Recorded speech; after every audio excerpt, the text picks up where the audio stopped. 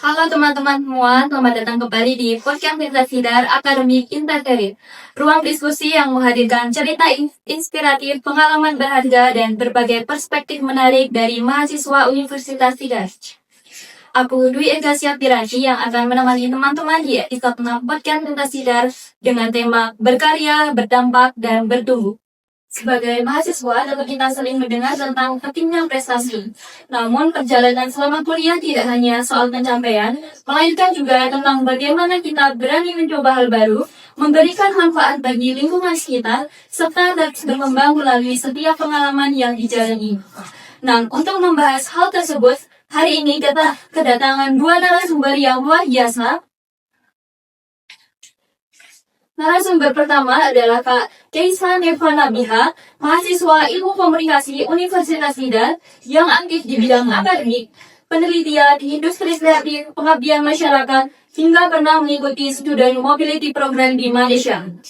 Dan narasumber kedua adalah Kak Virginia Arwin Poirian, mahasiswa pendidikan matematika Universitas Sidar yang aktif dalam kegiatan pengabdian masyarakat, kampus mengajar, PPK Unawa, serta berbagai kegiatan penelitian dan kepemimpinan mahasiswa. Oke, langsung saja kita sapa kedua narasumber kita. Halo Kak Keisha dan Kak Virginia, bagaimana kabarnya hari ini? Alhamdulillah baik. Senang sekali bisa berbincang dengan kakak-kakak ini. Sebelum masuk ke topik berikut ini Kak, boleh dong untuk memperkenalkan diri terlebih dahulu kepada teman-teman pendengar podcast Hemas Tidak. Halo teman-teman podcast Linus Tidak, perkenalkan, saya Virginia Alifridian, biasa dipanggil Virjun. Saya berasal dari Prodi Pendidikan Matematika Angkatan 2022. Halo semuanya, perkenalkan nama aku Keisa Neva Nabiha, biasa dipanggil Keisa atau Neva. Aku dari Prodi Ilmu Komunikasi Angkatan 2023. Wah, luar biasa sekali ya narasumber kita hari ini. Oke, langsung saja kita masuk ke sesi diskusi. Kak Keisha dan juga Kak Virginia, kalau melihat perjalanan selama kuliah, pengalaman apa yang paling berperan dalam membentuk diri kakak hingga menjadi pribadi yang sekarang? Oke. Untuk pengalaman yang paling membentuk diri, mungkin yang aku rasakan adalah titik balik di mana aku mendaftar PTN. Karena dulu background pendidikan aku tuh bukan yang formal, jadi aku informal di salah satu pondok tindakan. Jadi di mana itu tuh pelajarannya antara pelajaran umum sama pelajaran pondok itu kayak 50-50. Jadi kayak masih gak terlalu fokus, dan di situ aku belajar banget buat masuk Untidar secara UTBK ya, lewat UTBK. Di situ kayak aku merasa udah struggle dari awal gitu loh. Dan mungkin di awal-awal kuliah itu belum terasa pede lah buat ikut kegiatan, lomba ini itu. Tapi kayak mungkin kalau misal gak mencoba kan siapa yang tahu gitu ya. Sampai pada akhirnya itu pernah iseng-iseng ada yang ngajakin nih buat ikut lomba. Waktu itu masih tingkat universitas kan ya. Jadi kayak masih masih gak terlalu luas lingkupnya. Tapi kayak yaudahlah coba aja dulu. Nah di situ karena sebenarnya kan belum tahu apa-apa ya, benar-benar itu pure coba aja dulu gitu. Nah di titik itu tuh kerasa ternyata kalau misalnya kita nggak nyoba ya kita nggak akan tahu apa-apa gitu loh. Saat habis aku nyoba dan ternyata dapat pengalaman baru, teman baru, dan pada akhirnya kalau urusan menang kalah mah itu belakangan lah ya. Tapi ternyata alhamdulillahnya waktu pertama kali diajakin lomba itu dapat juara juga kayak gitu. Kalau saya itu kemarin hampir mirip sama Kak Keisha. Kalau kita tidak mencoba itu tidak tahu langsung yang kedepannya sama Kak Keisha, tapi ada sedikit perbedaan. Kalau saya itu sewaktu mau masuk ke perguruan tinggi atau ikut tidak ini, sebenarnya saya angkatan lulusan 2021, iya. Terus masuk ke tidak itu baru 2022, jadi ada jeda kurang lebih 1 tahun. Nah sampai ini saya gunakan untuk bekerja di salah satu pabrik gitu kan. Kemudian di sini tuh saya menemukan berbagai macam pengalaman dan benar hampir saja menyerah untuk tidak melanjutkan di UTBK selanjutnya, tapi ada salah satu temennya yang motivasi coba aja berapa tahun begitu. Jadi dari itu saya memotivasi, oh iya gitu, kalau kita tidak mencoba terlebih dahulu kita tidak akan pernah tahu kita akan berhasil ataupun gagal seperti itu. Dan kamu nggak bisa apa ya menginginkan Dari sini itu ya bikin hasilnya pasti ada beberapa hari dari mana ya mungkin kita coba dulu aja gitu dari sekarang alhamdulillah sudah habis banget kan diikuti ya. Sebenarnya sama Kak, aku juga gitu. Iya, makanya sedang minta dua. Tentu begitu juga, karena dulu tuh di pondok itu harus ada satuan pengabdian. Jadi aku pengabdian dulu sama kurang lebih 8 bulan, tapi kan karena UTBK udah lewat, akhirnya mau nggak mau kita tahun depan. Lalu terus kayak kita ikut les, belajar, apalagi kan angkatan COVID ya, maksudnya kayak belajar dulu, kayak nggak masuk gitu loh. Terus serandol banget, terus ya udah, yang penting kita coba nih, ya. Dan ternyata alhamdulillah terima. Oke, langsung ke untuk Kak Risha, kakak ya untuk Kak Risha, kakak aktif di bidang mulai dari fotografi, film, penelitian, hingga content creation. Jadi semua karya yang pernah dibuat, karya mana yang paling berkesan karena memberikan dampak bagi orang lain? Oke, untuk menurutku yang saya paling berkesan adalah di bidang penelitian. Jadi waktu itu aku diajak sama grup band untuk menulis artikel ilmiah, dan itu tuh nggak cuma yang menulis tapi ada banyak manfaatnya, dan itu tuh dia internasional. Jadi hybrid, kalau secara offline itu ada di kemarin itu di Bandung, tapi kalau online itu diikutin sama ada Indonesia, Malaysia, Brunei, sama beberapa negara Asia yang lain kan. Nah jadi aku cuma bilang ya kalau misalnya untuk penelitiannya nggak usah, aku bisa, tapi belum berani kalau mungkin buat presentasinya, karena waktu itu tuh posisi aku semester 2, dia tuh semester 2 dan kayak belum tahu apa-apa, maksudnya mau tulis ilmiah kebanyakan belum dapat, terus juga belum, bahkan statistika tuh baru awal gitu loh, baru dapet awal. Nah terus kan di situ aku udah kayak bisa banget, tapi tahu dia ini kayak coba aja dulu. Ya udah akhirnya aku tuh nulis kan, dan itu tuh bukan perjalanan yang mudah, karena benar-benar waktu selama aku nulis tuh benar-benar kayak apa mampu aku naik, terus kayak benar-benar seminggu tuh kayak mau makan tuh nggak bisa gitu loh, karena kepikiran ini tulis, dan karena kan apa ya, di itu kan nulisnya dengan bahasa Inggris, jurusannya, dari otomatis sumber-sumber yang aku cari kan juga berbahasa Inggris, dan yang aku katakan kayak lingkungan bahasa Inggris di lingkungan itu belum terlalu kerasa, jadi aku belum, ibaratnya kayak belum terlalu lancar untuk ngomong bahasa Inggris dan juga memahami teks bahasa Inggris di situ. Tapi kayak yang penting kayak udah coba dulu, katakan itu sudah di mana, tetap dengan pendampingan dosen, konsul gitu kan. Misalnya berhasil lagi nulis satu artikel ilmiah, itu juga ada collab sama teman-teman dari univ lain, ada dari Undip sama dari UIN Jakarta, sama ada satu dari West International dari Kairo. Nah itu itu udah kan selesai kan, nah tiba-tiba ditawarin lah sama dosen bu, Mbak mau nggak kalau misal ikut penelitian yang ikut ininya presentasinya gitu kan. Terus aku tanya, kalau presentasi itu pakainya bahasa apa ya? Terus aku jawab masa beliau bahasa Inggris loh. Aku langsung wah kayaknya belum bisa kalau bahasa Inggris, karena kayak untuk fluent ngomong Inggris tuh kayak masih jauh banget gitu lah. Untuk ngomong teks bakal masih bisa, kan kalau balik ngomong apalagi di ranah internasional itu aku masih gak pede banget pokoknya. Terus kata dosenku, oh yaudah terserah jenengan, kalau misal mau ya silakan, kalau misal nggak mau, tapi kalau saran saya tetap coba aja dulu gitu kan. Terus udah itu kan masih selama beberapa hari kan, terus tiba-tiba coba dipikirkan dulu beberapa hari ini gitu. Nah terus akhirnya setelah beberapa hari aku mikir-mikir, iya sih ya kalau misal kita nggak pernah coba, ya kapan kita bakal ada pengalaman gitu kan ya. Terus akhirnya yaudah aku coba, yaudah nggak apa-apa saya ikut presentasinya gitu kan. Dan ternyata dosen itu tuh udah daftarin presentasi itu sebelum aku bilang iya.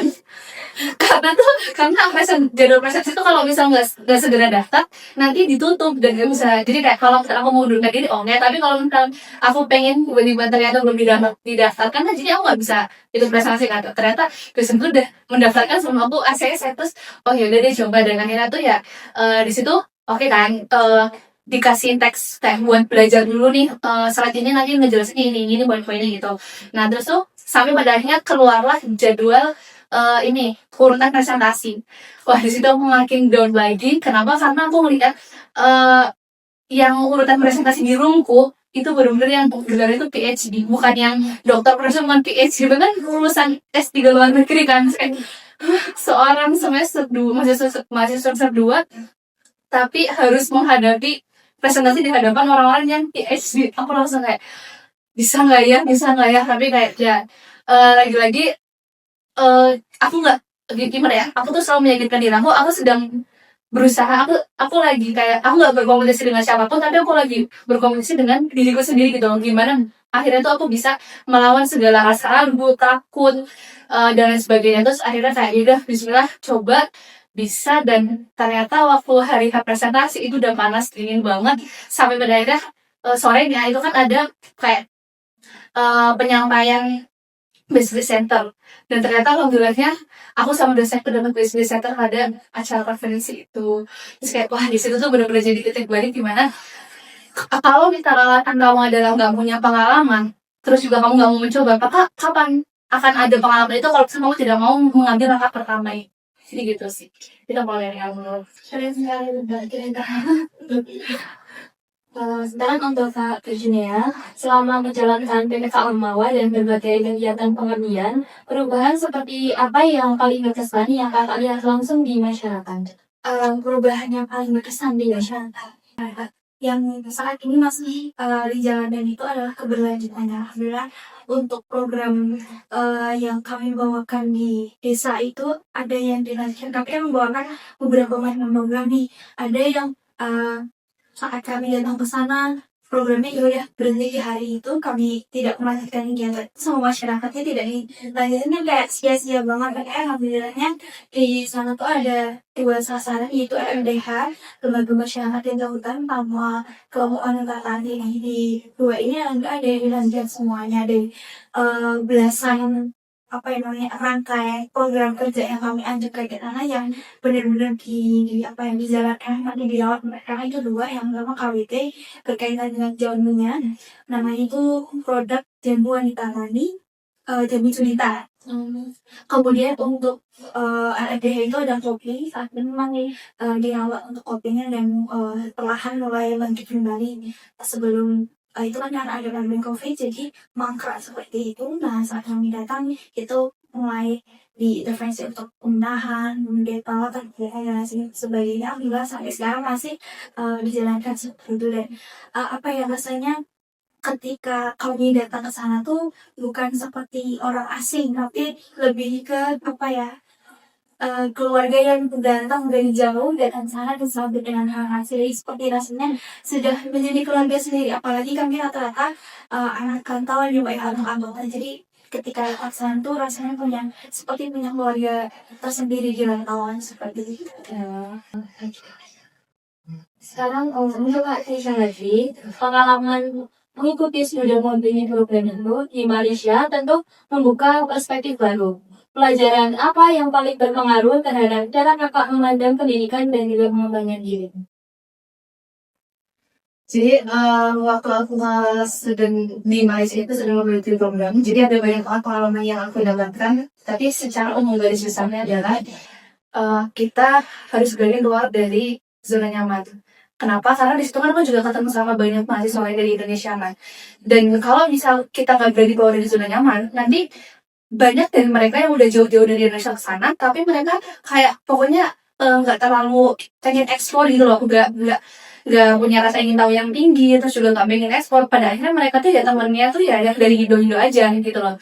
Nah makanya maka dari itu kita harus berani keluar dari zona nyaman. Misal nih kayak di sana ada kegiatan apa, ada klub itu kayak KM ya, kalau di sini ada klub apa di sana, ya kita aja coba aja ikut, meskipun kayak mungkin di sana kan berarti otomatis full bahasa Inggris gitu ya, dengan dan di situ kan juga bisa kita belajar bahasa Inggris, terus juga ketemu teman baru, nambah perspektif baru. Dan juga ketika misal kita membuka relasi itu, jangan pernah merasa minder. Misal kayak aku belum terlalu banyak nih pengalamanku, aku belum ketemu di sana ya, yang mahasiswa Indonesia tuh kebanyakan mereka itu yang udah sering ikut acara internasional, kayak misal ISEC, terus Global Youth, itu tuh mereka tuh kayak, wah ini di Untidan kan belum terlalu banyak ya program-program kayak gini kan. Ternyata mereka memang difasilitasi sama kampus buat ikut program-program kayak gitu. Memang udah jadi satu KM di kampusnya gitu kan. Tapi di situ mungkin aku awalnya kerasa aku apa nih yang aku bawa ke mereka ketika kita dalam misal ngobrol tongkrongan gitu kan ya. Tapi itu mereka kayak kalau misal kamu mereka nggak terus maka kapan kamu berkembangnya gitu kan ya. Terus yaudah aku coba untuk apa namanya itu tuh tadi harus berada di keluar dari zona nyaman, cari temen, terus juga nyoba bergaul sama teman-teman internasional yang bahkan aku waktu di sana itu ikut salah satu klub namanya Mass Communication Club. Jadi orang-orang yang fokus di bidang broadcasting, fotografi itu aku ikut di situ kan. Wah itu kalau misalnya ketemu sama anak-anak komunikasi itu extrovertnya tuh parah banget kayak bener-bener ngomong terus dan itu tuh kayak di situ kan ya pasti kan aku akan terpacu untuk juga ikut ngomong kan meskipun kadang tuh masih ada broker Inggrisnya tipis-tipis dikit-dikit gitu ya tapi mereka tuh bener-bener yang kayak mereka nggak pernah ngejudge kayak kalau di sini kan ada polisi grammar lah apalah gitu ya tapi di sana tuh ya yang penting kita coba untuk secara basic conversation kita saling memahami ya kita bertumbuh bareng gitu loh di sana juga kalau misalnya di Malaysia tuh aku ngeliat orang-orang Malaysia itu benar-benar sangat memandang tinggi terhadap pendidikan. Jadi kalau misalnya kita lagi jalan-jalan kemana atau mungkin naik taksi ataupun kayak main kemana makan gitu ya, terus tadi kan diajak ngobrol sama teman sama orang. Terus kalau kita bilang kita tuh student gitu, itu langsung orang itu langsung ramah banget. Terus kadang sampai ngasih uang saku, sampai bener-bener kayak student kat mana diri gitu kan. Itu tuh bener-bener bahkan banyak tempat wisata terus juga pokoknya kayak fasilitas publik itu tuh bener-bener dapet kayak semacam diskon kalau misalnya kita masuknya itu pakai kartu pelajar. Jadi meskipun aku di situ posisinya adalah student exchange gitu ya, bukan yang masih tetap di sana, tetap bisa merasakan fasilitas itu. Jadi kayak ini keren banget sih kalau misalnya bisa diterapkan di Indonesia juga kayak gitu. Itu sih dari aku. Ya, untuk Mbak Virginia, banyak mahasiswa yang tentunya ingin berkontribusi kepada masyarakat, tetapi sering merasa belum memiliki kemampuan yang cukup. Menurut Kakak, bagaimana cara memulai langkah pertama untuk memberikan dampak? Mulai aja dulu. Kalau misalnya belum pernah ada punya pengalaman kayak kalian seperti dibilang Mbak Isya, kalau nggak tidak pernah mau mencoba bagaimana kita bisa punya pengalaman dan belajar.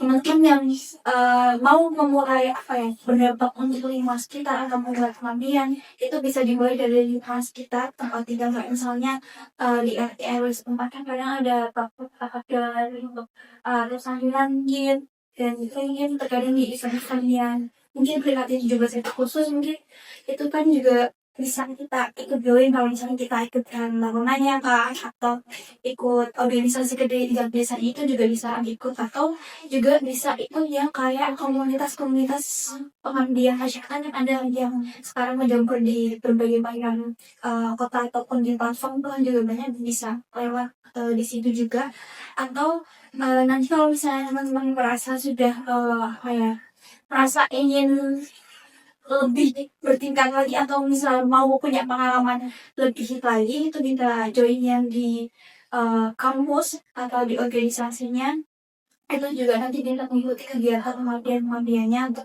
di dalam perguruan tingginya namanya ada pengabdian.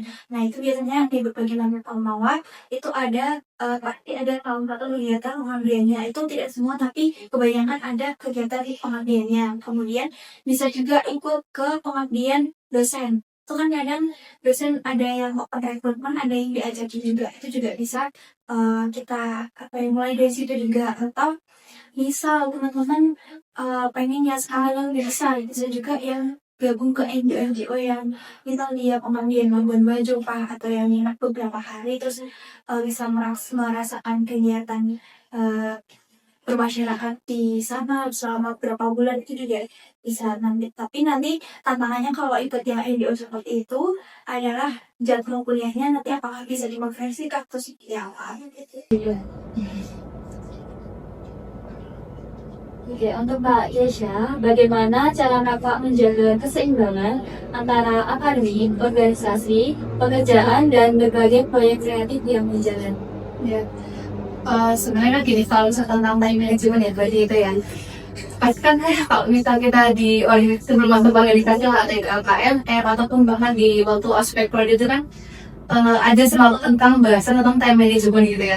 Terkadang tuh ya eh bahasanya kayak kadang sometimes time management itu ada waktu-waktunya tuh itu kayak ngosong gitu. Kenapa? Karena pasti akan ada masa di mana kita harus menggugurkan salah satunya. Jadi benar-benar gak bisa yang ngambil semuanya.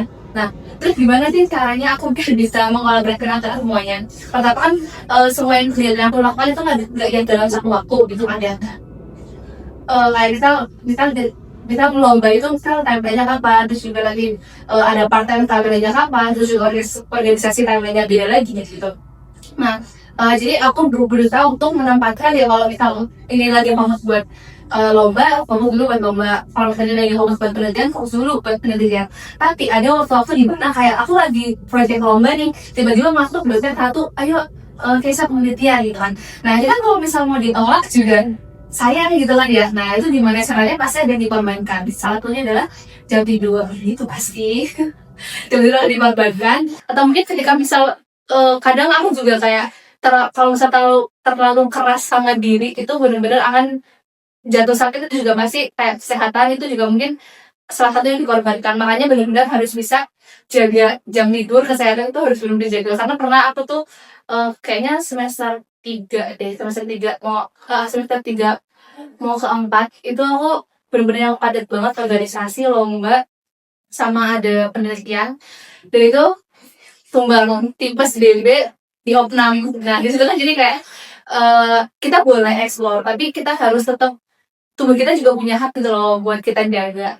Jadi gimana caranya kita tetap bisa balance. Mungkin yang dikurangin yang bisa kayak waktu mainnya, waktu nongkrongnya, tetap nongkrong, tetap main, cuma ada pembatasan waktu biar semuanya tuh kedapatan gitu loh.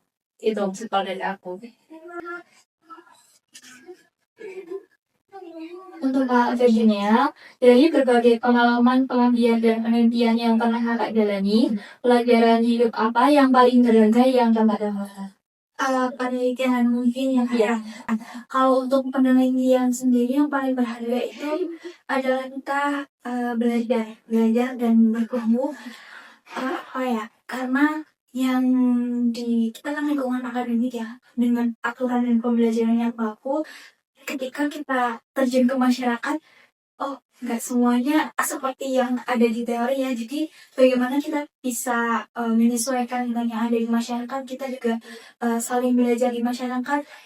Kita memberikan apa yang kita punya, sedikit dari yang kita pelajari di kampus, kita berikan kepada mereka. Kita juga belajar dari mereka bagaimana kehidupan bersosial yang sesungguhnya di masyarakat. Dan untuk penelitian itu karena saat ini saya masih skripsi, jadi kan melaksanakan penelitian juga itu lebih ke banyak yang dikorbankan juga, kayak jam tidur, kemudian yang harus demikian itu bisa istirahat, itu kita gunakan untuk pengerjaan instrumen dan lain sebagainya, ngejar tanda tangan dosen, ngejar buku bimbingan seperti itu. Lebih pelajaran ini sabar itu yang saya dapatkan ketika melaksanakan ke penelitian. Karena selain itu juga ketika kita melaksanakan penelitian, kadang hasilnya itu tidak sesuai dengan apa yang kita harapkan. Misal yang kita harapkan itu datanya valid dan reliabilitas ya.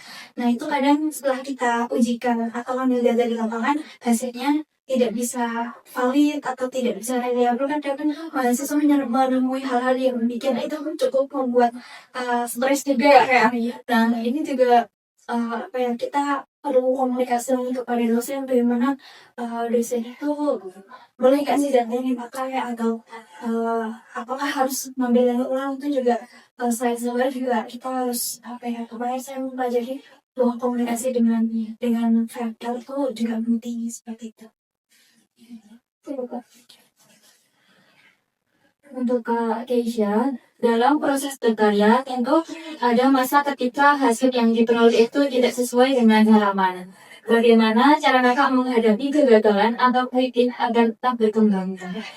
Oke, itu juga adalah salah satu hal yang benar-benar lagi aku berproses lah buat self improvement juga ya. Karena gini, mungkin orang-orang melihatnya kayak itu aku bisa menang ini itu, terus juga itu problem ini itu, tapi sebenarnya di balik layar itu benar-benar ada banyak banget kegagalan yang udah aku lewatin. Misal menang lomba 2 kali itu lomba yang aku coba sebenarnya ada 10 kali gitu loh. Jadi kayak orang-orang tuh gak lihat itu prosesnya gitu kan.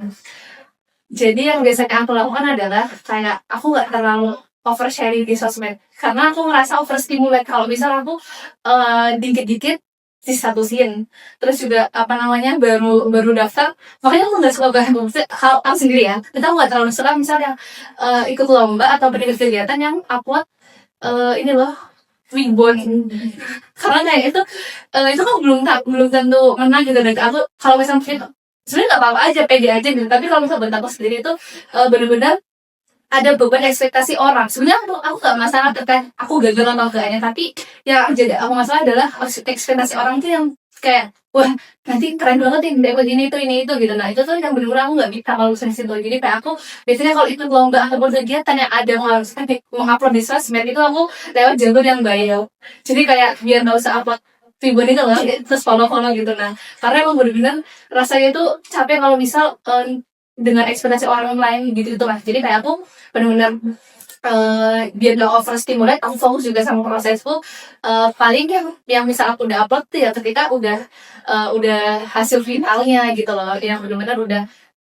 ada keluar juaranya ataupun hasilnya kayak gimana gitu jadi karena biar sebenarnya gini sebenarnya nggak apa-apa yang namanya proses gagal itu hal yang wajar tapi kalau buat aku proses itu sebenarnya buat diri aku sendiri tapi kalau untuk ada ya mungkin ini tadi apa ya dilihat sama orang-orang karena kan juga orang-orang juga bertepuk tangan juga karena keberhasilan kita kan nggak bukannya karena kegagalan kita jadi udah kegagalan buat diri sendiri buat proses dan juga aku juga belajar untuk menjadi lebih baik dari diriku yang sebelumnya mungkin aku dulu nggak pede terus juga sekarang saya aku cobalah aku nggak sedang berkompetisi dengan siapapun aku sedang bertarung melawan diriku sendiri gitu loh gimana caranya aku biar bisa lebih apa namanya misal dulu aku kurang pede dalam hal ini terus selanjutnya aku bisa lebih pede dan itu ya ini tentang diriku yang mungkin orang lain kayak ya aku tetap yang kayak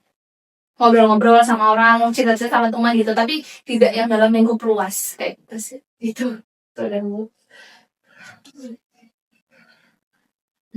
Untuk Kak Virginia, sebagai mahasiswa yang memimpin berbagai program, bagaimana cara kakak membangun kerjasama tim agar tujuan bersama itu bisa tercapai?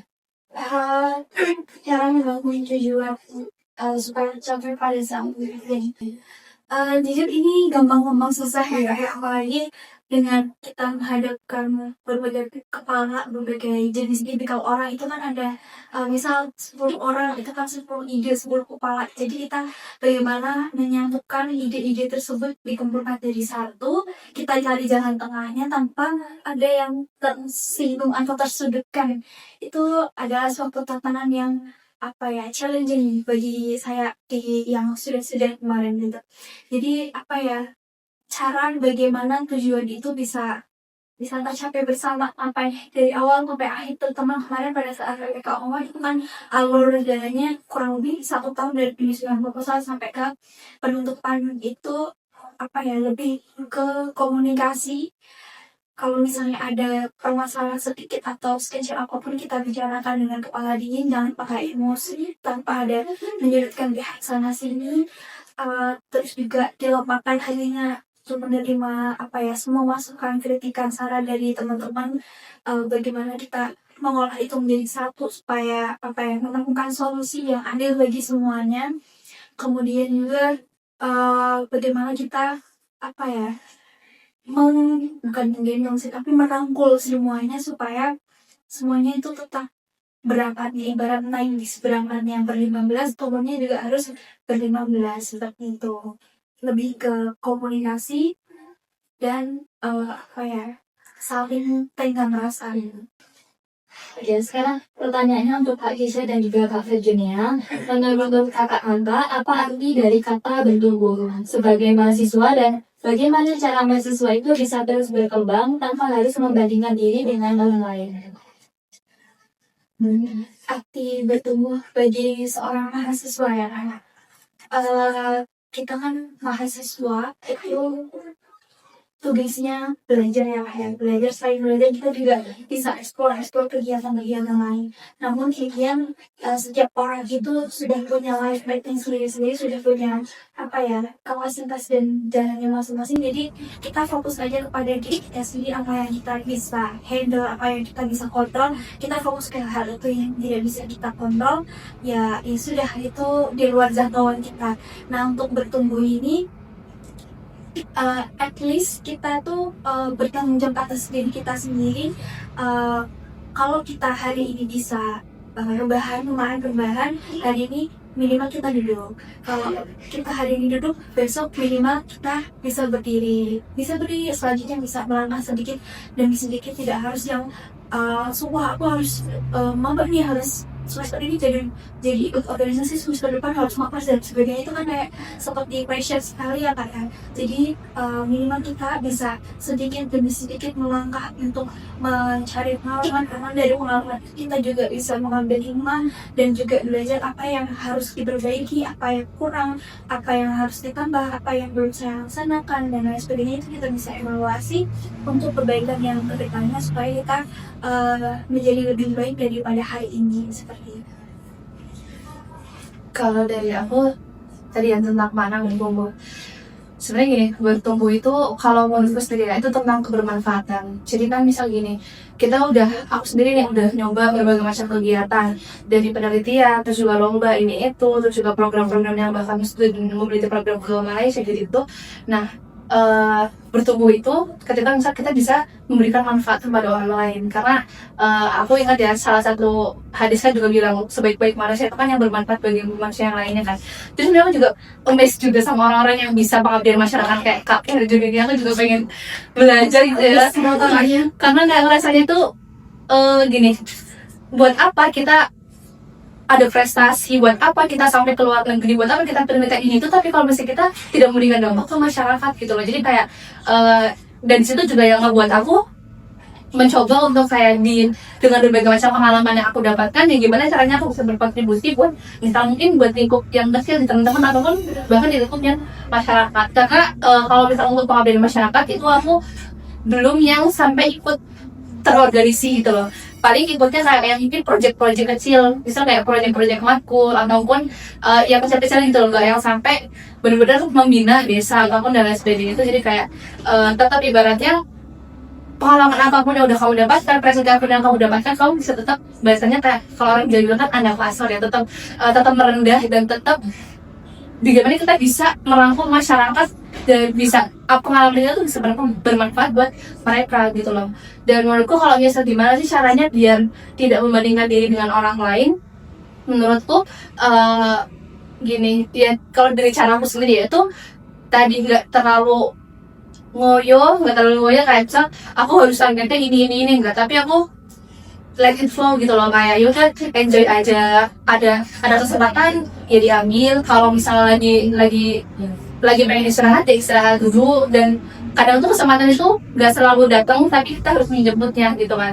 Terus ketika misalnya kita menjemput buat sebuah kesempatan, misal kita kayak rasanya tuh gini, biar rasanya kita tidak membandingkan tadi, biar tidak overstimulate di sosmed, terus juga kita fokus pada apa yang bisa kita usahakan. Kadang kan ada hal-hal yang tidak bisa kita kontrol di luar kendali kita. Nah itu ya udah dibiarkan aja. Dan kadang tuh ngerasa kayak misal kadang tuh ada orang yang dia tuh merasa harus selalu perfect gitu ya. Terus juga kalau misal ada kritik sedikit dari orang tuh rasanya kayak aku gagal gini. Nah kita harus menyadari bahwa hal itu tuh sebuah hal yang wajar dalam proses kritikan, saran, terus juga kegagalan itu ya semuanya itu bumbu dalam proses kita untuk menjadi lebih baik dan lebih bertumbuh gitu. Wah, tidak terasa kita sudah sampai di penghujung episode dari cerita dan pengalaman dari Kak Keisha dan juga Kak Virginia. Hari ini kita mendapat banyak pelajaran yang bisa kita ambil bersama. Mulai dari keberanian untuk mencoba berbagai peluang, pentingnya konsistensi dalam mengembangkan diri, hingga bagaimana karya dan kemampuan yang kita miliki dapat bermanfaat bagi orang lain. Kita juga belajar bahwa proses bertumbuh tidak selalu tentang menjadi yang paling unggul, tetapi tentang terus belajar, beradaptasi, dan juga berani keluar dari zona nyaman. Selain itu, kontribusi kepada masyarakat tidak harus menunggu kita menjadi ahli atau sukses terlebih dahulu. Langkah kecil yang dilakukan secara konsisten pun dapat memberikan dampak yang berarti. Sebelum kita tutup, boleh untuk Kak Keisha dan juga Kak Virginia memberikan satu pesan atau motivasi untuk teman-teman mahasiswa yang saat ini sedang berproses atau mengembangkan diri dan mencari jalan mereka masing-masing. Oke. Untuk teman-teman yang baru mau mulai, aku cuma mau bilang jangan pernah takut untuk mencoba dan jangan pernah takut untuk keluar dari zona nyaman karena bahkan tadi mungkin aku juga harus cerita tentang backgroundku itu bukan yang dari pendidikan yang gimana-gimana, tapi kayak bahkan aku ada gap year, aku juga belajar, tapi semua itu adalah proses yang akan kita lalui. Makanya berani ambil langkah pertama. Kalau misalkan kalau kamu nggak berani untuk ngambil langkah pertama, terus ya gimana kita mau mendapatkan sebuah hasilnya? Kalau dari aku sama yang paling lebih jangan takut untuk mencoba, karena kalau kita takut duluan, kita tidak pernah mau mencoba, kita tidak akan pernah tahu bagaimana jalan ke depannya, kita tidak tahu bagaimana kesempatan itu akan datang. Jadi bagi teman-teman jangan takut, jangan minder, apalagi teman-teman yang berasal dari universitas tidak itu tergolong universitas kedua ya bukan universitas yang top 10, top 3 gitu-gitu. Jadi jangan minder, tetap terus mencoba dengan fasilitas yang sudah disediakan oleh kampus. Misal mau lomba ya bisa menggunakan pendanaan, ataupun misal mau melaksanakan penelitian atau join UKM itu juga bisa melalui dari situ. Yang penting teman-teman mau mencoba, mau berproses dan mau bertumbuh dan jangan pernah minder.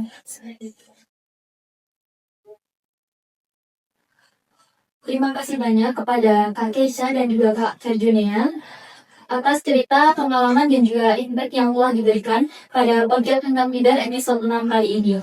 Semoga apa yang disampaikan bisa menjadi inspirasi bagi teman-teman mahasiswa untuk terus berkarya, memberikan dampak positif, dan tidak berhenti bertumbuh menjadi versi diri terbaik.